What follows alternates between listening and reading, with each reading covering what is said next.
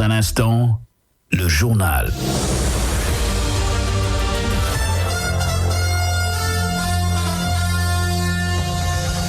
Hussein Midi. Le 12-30. 12 heures passées de 30 minutes à Kaffrine, à Kaolack et partout au Sénégal. Bienvenue dans cette édition. Au sommaire, pour le bon fonctionnement du centre hospitalier régional Thierno Birahim Ndao, la nouvelle directrice Ramata Danfakha se fixe comme mission d'assurer la continuité des projets entamés par son prédécesseur. Vous l'entendrez dans ce journal. Medina Baye va changer de décor. En effet, 2000 cantines seront installées par les biais d'investisseurs allemands. Ceci dans le but de booster le secteur du commerce dans la cité religieuse. Plus de détails dans ce 12-30. Après cela, le sport, mais avant cela, l'Inter va marquer la fin de cette édition.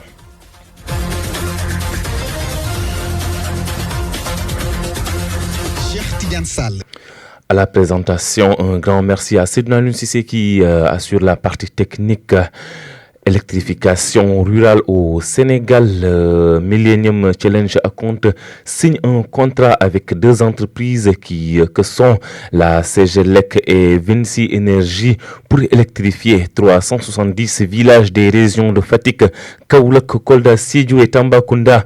À terme, le projet devrait profiter à environ 220 000 Sénégalais vivant dans quelques 18 000 villages pour une durée de 5 ans.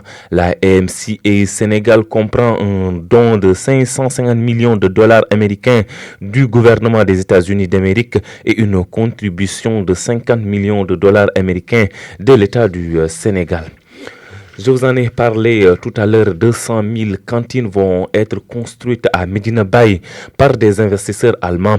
Selon leur porte-parole Moustapha Faye, l'objectif est de booster le secteur du commerce. Il s'exprimait lors de la visite de la délégation d'investisseurs allemands auprès des autorités religieuses de Medina Baye. Moustapha Faye, que je vous propose d'écouter. De modernisation des sites de commerce avec 2000 cantines qu'on va construire pour les installer dans les marchés de Medina Baye. Ce programme, comme je viens de le dire, c'est pour moderniser les sites de commerce de Kaolack, plus particulièrement Medina Baye. Insérer les jeunes dans le cadre du travail. Aussi, comme les Allemands l'ont dit tout à l'heure, ils vont monter une usine de fabrication aussi de cantines pour permettre à la menuiserie locale de s'intégrer dans le projet et travailler pour la réussite de ce projet. S'il y a de la commande, il y aura aussi beaucoup d'emplois qui seront créés. Donc 2000 cantines dans une première phase. Imaginez qu'on a un programme de 5000 à 10 000 cantines, ça va générer des emplois. Medina Baye, c'est notre cité religieuse. Medina Baye est devenue une zone touristique, une zone d'attraction. Et moi, ça me fait mal de voir les étrangers qui viennent dans ma région natale et trouver l'état des marchés et du cadre de vie. Et ça, c'est agaçant. Ce projet va générer beaucoup d'argent en termes de capital. Avec les 2000 cantines, il y aura des revenus de 1,2 milliard par an, uniquement pour la mosquée et le daïra Ansaroudine qui est chargé de la gestion de ce projet. J'appelle aussi le conseil municipal de Kaolack de venir travailler avec nous. On peut aider le maire de Kaolack à modéliser aussi les grands marchés de Kaolack. Kaolack a besoin d'extension. Et jusqu'à présent, il y a un problème de partenariat. On pourra travailler ensemble. Au nom du Khalif général de Medina Baye, Cheikh Ahmed Tidiane Niang, directeur de la Maison des Hôtes, s'est fait féliciter de l'importance de ce projet qui va avoir un impact considérable pour les populations de la cité religieuse. Je vous propose de l'écouter. Oui, mais à bras ouverts, parce que quand même, nous avons toujours un objectif, constitué d'unir les populations et de créer des liens d'entente et de solidarité. Ensuite, promouvoir la population pour sa pleine intégration dans la société et dans la vie active, mais aussi essayer de donner une éducation civique aux populations. Parce qu'aujourd'hui, nous sommes à la confrontation de perte de repères. On n'a pas de repères. Vraiment, on assiste à une crise de valeurs, etc. C'est ça, si on parvient à avoir un gagne-pain, si chacun parvient à avoir de l'argent pour assurer les dépenses quotidiennes, ça va diminuer vraiment les problèmes des Sénégalais. Donc le projet est venu à son heure. nous sommes très déterminés et comme le disait Alain, il y a 4 éléments dans un projet. La conception d'un projet, la délibération, la décision et l'exécution. Le concept a été déjà fait. Le calife a donné l'ordre et la décision et l'exécution nécessitent les moyens et les armes sont là. Donc, ce que nous devons faire, c'est d'avoir une commission vraiment avec l'inclusion de toute la population, de toutes les couches, les associations, les ONG, les GIE, en fait, pour vraiment travailler le plus vite possible. Y compris la municipalité, bien, si on veut avoir des cantines, on va payer des taxes plus tard. Donc, forcément, on va discuter avec eux pour trouver un terrain d'entente et travailler ensemble pour avoir vraiment gagnant-gagnant.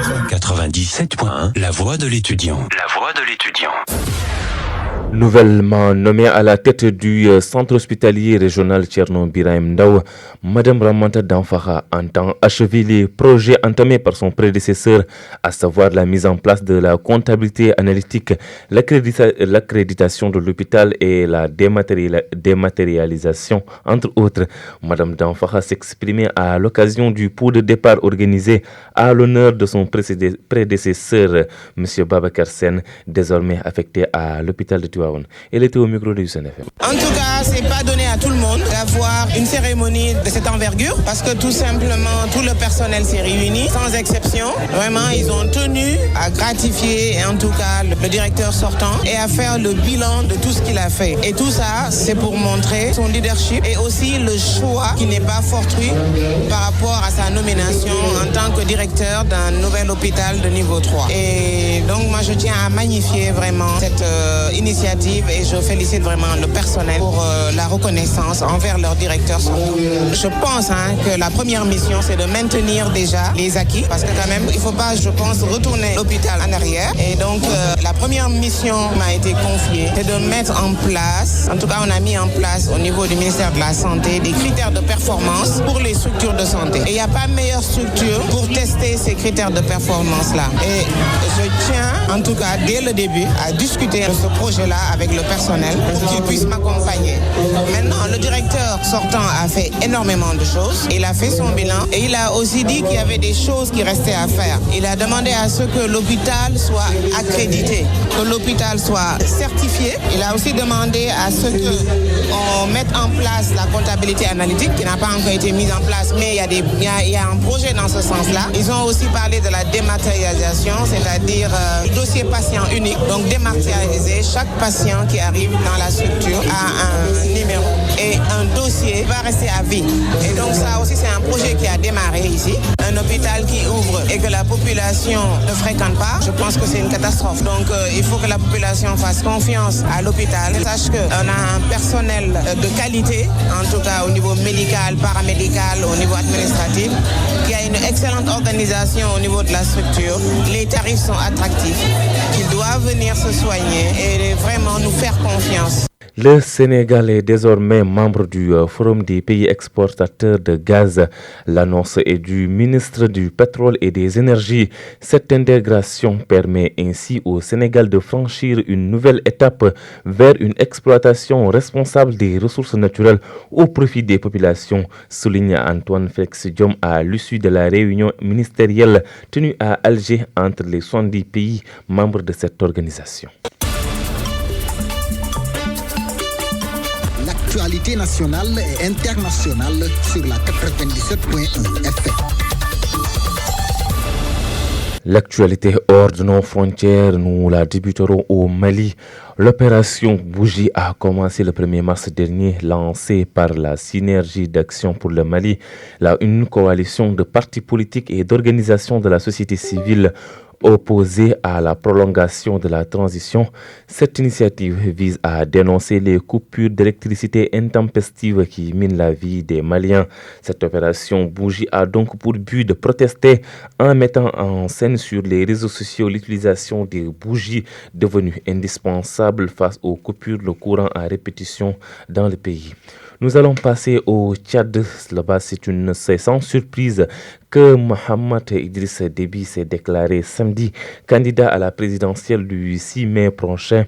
Cette entrée en campagne n'en demeure pas moins un revirement par rapport à sa position initiale.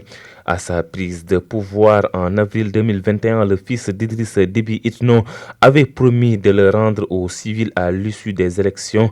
En se déclarant samedi, Mohamed Idriss Déby a assuré qu'il ne pensait pas être candidat, mais qu'il avait été convaincu par la mobilisation en sa faveur.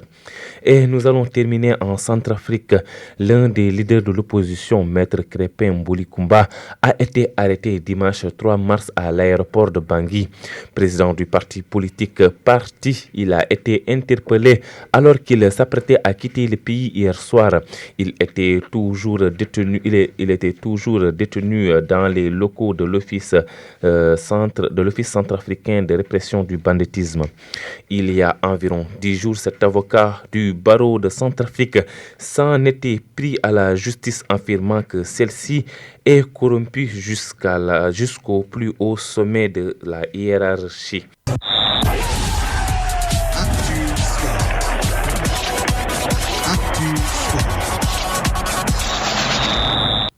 Parlons sport, parlons foot, Ligue 1 Sénégal.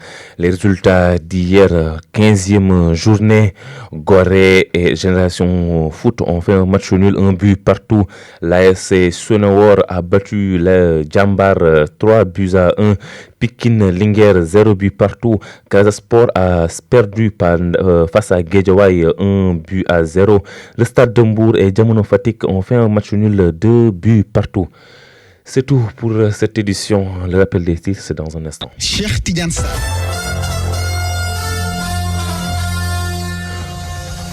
Hussein Midi. Le 12-30. Nous en avons parlé dans cette édition pour le bon fonctionnement du centre hospitalier régional Thierno Birahim Ndao.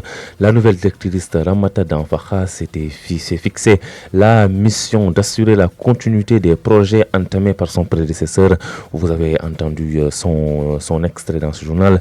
À Medina Baye, le décor va changer. 2000 cantines seront installées par les biais d'investisseurs allemands. Ceci dans le but de booster le secteur du commerce dans la cité religieuse.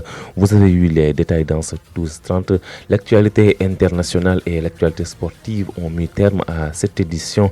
Un grand merci à tous les auditeurs, mais un grand merci à Sénal Insusé qui a assuré la partie technique. Bonne suite de programme sur les ondes du Sen FM.